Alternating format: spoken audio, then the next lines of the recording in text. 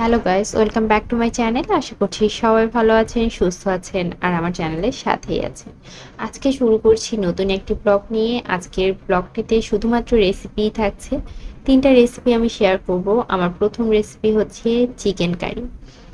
তো chicken curry বানানোর জন্য আমার অবশ্যই তো চিকেন লাগবে, বাট তার আগে যে মশলাটা আমি তৈরি করে নিব সেটাতে আমি প্রথমে ফ্রাই প্যানের মধ্যে তেল দিয়ে নিয়েছি। তেলটা গরম হয়ে গিয়েছে, এখন আমি পেঁয়াজ কুচি দিয়ে দিচ্ছি। পেঁয়াজ কুচিটাকে এখন সুন্দর করে ভেজে নিতে হবে। যেহেতু আজকে আমি মুরগিটা দেশি মুরগি রান্না করব, দেশি মুরগি বলতে কক বা পাকিস্তানি যেটা সেই মুরগিটা, সেই জন্য হচ্ছে পেঁয়াজটাকে ভালোভাবে ভেজে তারপরে রান্না করব। তো পেঁয়াজটা নরম হয়ে ভেজে যাওয়ার জন্য আমি এখানে দিয়ে দিয়েছিলাম লবণ, আর এখন ভাজা হয়ে গেছে আর দিয়ে দিয়েছি পানি। এখন আমি শুকনো মশলাগুলো যে আছে সেগুলোকে অ্যাড করব, এজন্য আমি পানি দিয়ে দিয়েছি। আর প্রথমে গরম মশলাটা দিতে ভুলে গিয়েছিলাম, তাই এখন দিলাম। গরম মশলার মধ্যে দিয়েছি লং, এলাচ, গোলমরিচ আর দিয়ে দিয়েছি তেজপাতা। আর সামান্য একটু আস্ত জিরা ব্যবহার করেছি, বেশি না, খুবই সামান্য।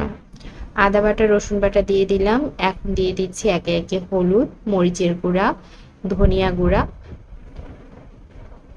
জিরা গুঁড়া আর সাথে দিব হচ্ছে মাংসের মশলা। আমি এখানে একটা মুরগি রান্না করছি, আর মুরগির হাড়গুলো সেরকম করে নেইনি, জাস্ট রোস্টের যে 4টা পিস থাকে সেই পিসগুলোকে আমি মুরগির রেগুলার মুরগির কাট করে নিয়েছি। এই জন্য মশলাগুলোকে সেই অনুযায়ী আমি দিয়ে দিয়েছি। তো এখন এটাকে মশলাগুলোকে ভুনে তেল ছাড়ানো পর্যন্ত অপেক্ষা করেছি। তেল যখন ছেড়ে এসেছে এই পর্যায়ে আমি মুরগিটাকে অ্যাড করে দিয়েছি এখানে। এবার একটু ভাজা ভাজা করে নিব। ভাজা ভাজা করে নেওয়ার সাথে সাথে এখানে আমি দিয়ে দিচ্ছি টমেটো সস। আপনারা চাইলে টমেটো পিউরি অথবা টমেটো দিয়ে দিতে পারেন। আমি টমেটো প্রিজার্ভ করে রেখেছি, বাট আজকে আমার মনে হচ্ছিল কেন যেন ভুনতে বেশি ইচ্ছা করছিল না। আর আগে দিয়ে দিয়ে মশলাটাতে ভুনে নিলে হয়ে যেত, বাট পরবর্তীতে দিলে আর একটু বেশি ভুনতে হয়, তাই আর আমি কষ্টটা করিনি, দিয়ে দিয়েছি টমেটো সসটাকে। আর এখন এই পানিটা সিদ্ধ করতে দিয়েছিলাম, এখন পুরোপুরি আমি সিদ্ধ করিনি, কিছু সিদ্ধ হওয়ার পরে আমি হচ্ছে যে ভুনে নিয়েছি। এবার তেল ছাড়ানো পর্যন্ত অপেক্ষা করব। আর এরই মাঝে আমি দিয়ে দিয়েছিলাম আলু। আলু দিয়ে এটাকে ভালো মতো ভুনে নিয়েছি। যেহেতু দেশি মুরগি তাই ভুনতে হবে খুব ভালোভাবে। আর তারপরে পানি অ্যাড করে তৈরি হয়ে গেল।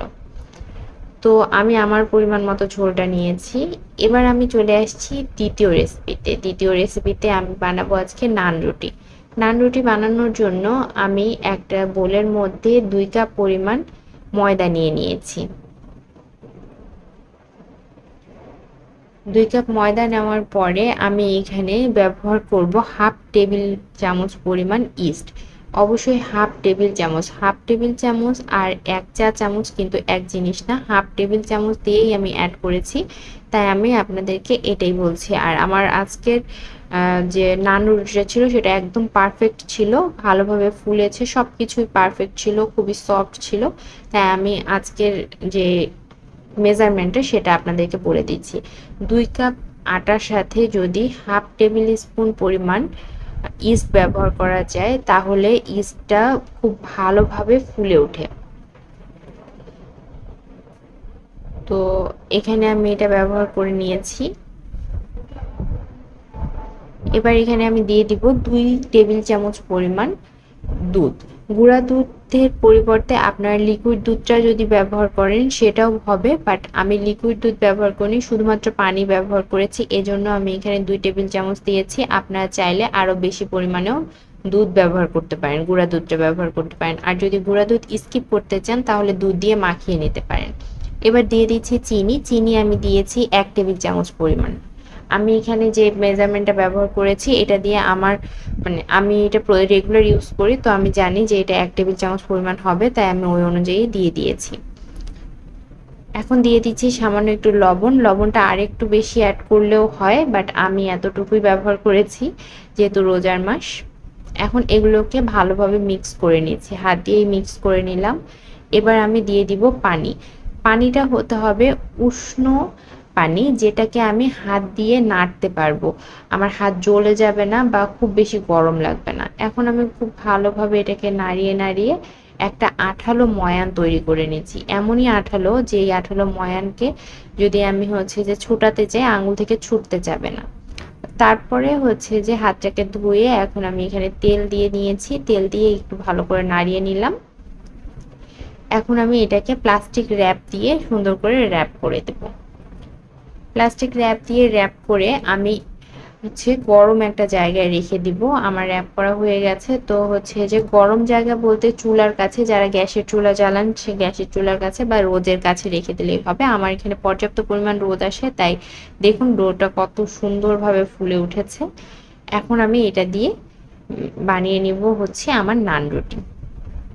তো আমি যে পরিমাণ দিয়েছিলাম মানে 2 কাপ ময়দা দিয়ে আমার হচ্ছে যে 4টা নান রুটি হয়েছিল।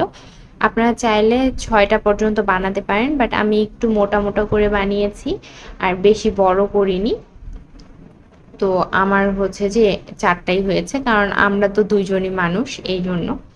তো এভাবে বানানোর পরে আমি এখানে দিয়ে দিয়েছি ফ্রাই প্যানের মধ্যে। দেখুন কি সুন্দর বুদবুদ উঠেছে। দেন আমি এটাকে উল্টে পাল্টে ভেজে নিব। এটাকে একটা টান দিয়েছি, দেওয়ার পরে এটা একটু ফুলে উঠেছে। দেন আমি এই যে এভাবে করে একটু চেপে চেপে দিয়েছি, আবার অপর পিঠটাকে সিদ্ধ হওয়ার জন্য দিয়ে দিয়েছি। এবার যখন সিদ্ধ হয়ে এসেছে, এবার আমি একটু উল্টাপাল্টা করে নিয়ে এখানে হচ্ছে বাটার আর হচ্ছে রসুন, এই দুইটাকে আমি ওভেনের মধ্যে একটু 15 সেকেন্ডের মতো গলিয়ে নিয়েছি। দেন এটাকে ব্রাশ করে দিলাম। তো এটা হচ্ছে যে বাটার নান আমার ইয়াতে। আর এটা একদম পারফেক্ট ছিল, তাই আমি বলবো যে আপনারা বাসায় ট্রাই করতে পারেন। অবশ্যই অবশ্যই ট্রাই করবেন। একদম কি বলবো, মাস্ট ট্রাই রেসিপি বলতে পারেন। তো আমি একে একে এভাবে সবগুলোই ভেজে নিচ্ছি। এবার আমি দেখাতে চাই যে কত সুন্দর করে এটাকে মোড়ানো যায়, মানে একেবারে সফট। এভাবে দিয়ে দিলে আবার সুন্দর করে ব্যাক হয়ে যায়। তো এটাকে সুন্দর করে ফোল্ড করা যাচ্ছে, একটু ভাঁজ পড়ছে না বা ভেঙে যাচ্ছে না, দেখেই বুঝতে পারছেন কতটা নরম হয়েছে। চলে যাচ্ছি 3 নাম্বার রেসিপিতে। 3 নাম্বার রেসিপির জন্য আমি নিয়ে নিয়েছি চিকেন। হ্যাঁ, এটা ব্রয়লার চিকেন। আর দিয়ে দিচ্ছি বারবিকিউ মশলা। আমি আজকে বারবিকিউ বানাবো, কিন্তু বারবিকিউ তো হচ্ছে যে চুলার মধ্যে কয়লা দিয়ে বানানো হয়। আমি বানাচ্ছি হচ্ছে যে প্যানের মধ্যে, তাও আবার ইলেকট্রিক চুলাতে। তো এখন দিয়ে দিয়েছি টক দই। টক দই এখানে পরিমাণ মতো দিয়ে দিলেই হবে। পরিমাণটা আজকে বলছি না, তারপরেও যদি জিজ্ঞেস করেন তাহলে বলবো যে 1/3 কাপ 3/4 কাপ দিয়েছি আমি। আর এখানে দিয়ে দিচ্ছি মরিচের গুঁড়া। মরিচের গুঁড়াটা খুব বেশি পরিমাণে আমি দিয়েছি, কারণ আমরা স্পাইসিটা পছন্দ করি। আমি এবং আমার হাজব্যান্ড দুজনেই স্পাইসি পছন্দ করি, তো এই জন্যই দিয়েছি। আর যেহেতু আয়রা খাবে না, তো টেনশন নেই। এখানে দিয়ে দিচ্ছি সয়া সস। সয়া সস মোটামুটি প্রায় 2 টেবিল চামচ পরিমাণ ব্যবহার করেছি। আর এখানে 1 টেবিল চামচ পরিমাণ হচ্ছে যে লেবুর রস দিয়েছি। লেবুর রসের পরিবর্তে ভিনেগার ব্যবহার করতে পারেন, বাট লেবুর রসটা ব্যবহার করলে লেবুর একটা স্মেল আসে, যেটা আমার কাছে ভালো লাগে। তো এখন সুন্দর করে নাড়িয়ে নিচ্ছি।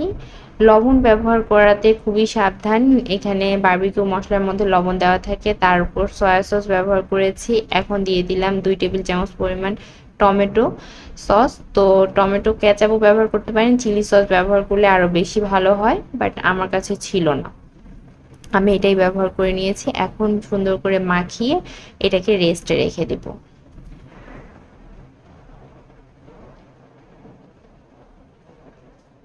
রেস্টে রাখার পরে মোটামুটি প্রায় 2 ঘন্টার মতো রেখেছি। এখন আমি এটাকে তেলে ভেজে নিচ্ছি।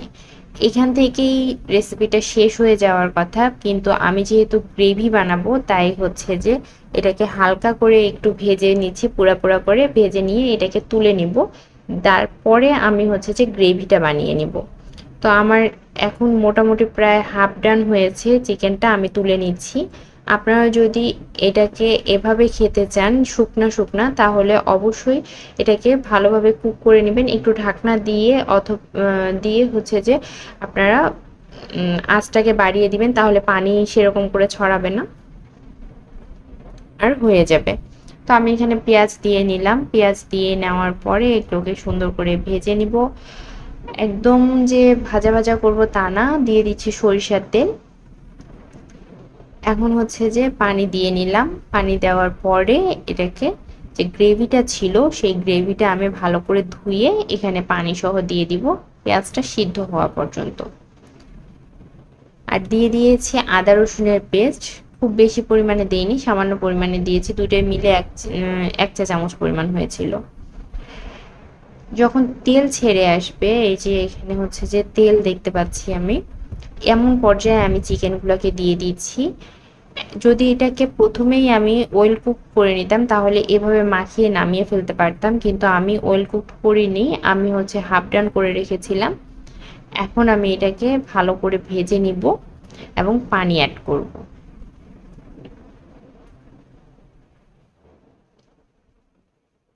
আপনারা কতটুকু গ্রেভি রাখতে চান বা কতটুকু আপনাদের কনসিস্টেন্সি থাকবে, নাকি মাখা মাখা খেতে চান, এটা সম্পূর্ণ আপনাদের নিজেদের উপরে। আমি যে আমি যতটুকু গ্রেভি রাখতে চাই আমি ততটুকুই রেখেছি। এখন হচ্ছে যে আমি এখানে একটা স্মোকি ফ্লেভার অ্যাড করব, সেটার জন্য আমি ফুয়েল পেপার দিয়ে নিয়েছি। ফুয়েল পেপার দিয়ে সেটার মধ্যে কয়লা দিয়ে, কয়লাটাকে প্রথমে আমি আসলে হচ্ছে যে জ্বালিয়ে নিয়েছি যেভাবে করে, এটাকে আগুনটা দেখতে পাচ্ছেন, এটার মধ্যে এখন দিয়ে দেব ঘি। এই যে স্মোকি ফ্লেভারটা আছে এটাই পুরোটার মধ্যে স্প্রেড করে যাবে এবং আমার রেসিপিটা ডান। তো এতক্ষণ পর্যন্ত আমি যেটা দেখাচ্ছিলাম সেটাতে হচ্ছে যে ভালো করে স্মোক হয়নি, আমার পছন্দ হয়নি, তাই আমি আবার নতুন করে করেছি, সেটাই আবার দেখিয়ে দিলাম। এখন পুরোপুরিভাবে রেডি হয়েছে। তো আশা করছি আজকে 3টা রেসিপি আপনাদের ভালো লাগবে, কারণ 3টা রেসিপি খুবই মজাদার ছিল। সবাই ভালো থাকবেন, আমার চ্যানেলটিকে সাবস্ক্রাইব করবেন, আমাকে সাপোর্ট করবেন। আর যদি ভালো লেগে থাকে সত্যি তাহলে সবার সাথে শেয়ার করে নেবেন, বাসায় ট্রাই করবেন। কে কে ট্রাই করলেন কমেন্ট বক্সে অবশ্যই জানাবেন। আল্লাহ হাফেজ সবাইকে।